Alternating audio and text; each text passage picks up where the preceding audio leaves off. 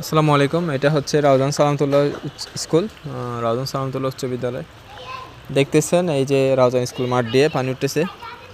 এরকম ঘটনা আগে হয়নি কোনো দিন, হঠাৎ করে পানি বেড়ে গেছে। এখানে সাপ আছে, এই সাপ আছে এখানে, দেখি আবার।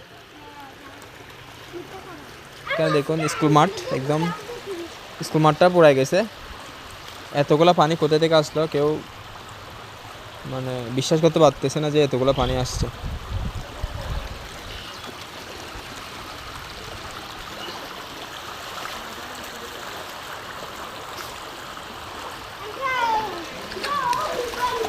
হঠাৎ করে এতগুলো পানি চলে আসতো, সমুদ্র হয়ে গেল।